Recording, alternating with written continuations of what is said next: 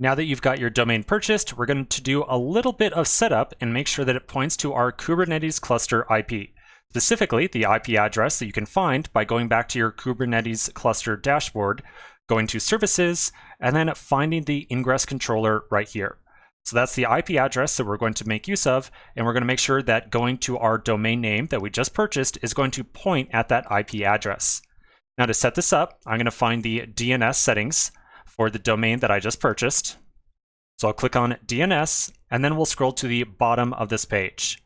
So I'm going to go down to the bottom, and I'll find Custom Resource Records. We're going to set up 2 separate records in total. The first one is going to make sure that anytime that someone goes to my domain name of multi-k or k8sMulti.com, they get forwarded to the IP address that is specified right here. The second rule that I'm going to set up is going to make sure that if someone goes to www.k8s-multi.com, they go to the same IP address as well. Remember, there is a difference between, say, www.google.com and just google.com. And we need to make sure that we handle both cases appropriately. All right, so under Custom Resource Records, I'm going to put a @ symbol in here like so.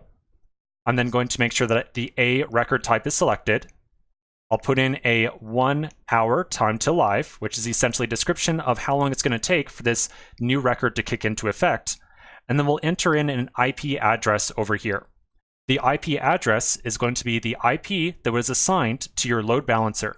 And again, you can find this by going to the Google Cloud Platform and looking at the Services tab. So my IP address is 35224.4071.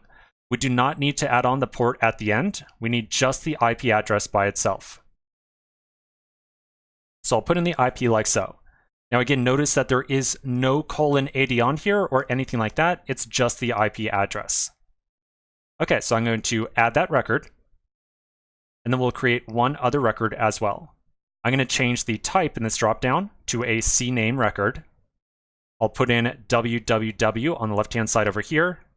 We'll again do a 1 hour time to live. And then for the domain name, we're going to make sure that if someone visits the www address, it's going to send them to k8s-multi.com. And of course, this will be your particular domain name, not mine. So once we get that in there, I'll then click on Add.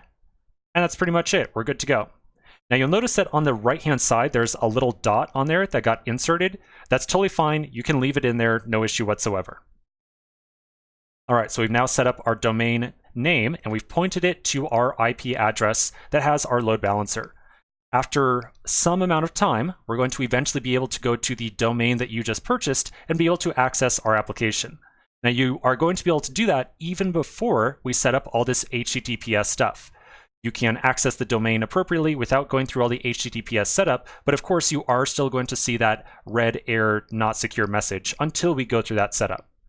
All right, so let's take a quick pause right here. We'll come back to the next section, and we're going to continue with starting to set up our Kubernetes cluster to obtain a TLS certificate. So quick pause, and I'll see you in just a minute.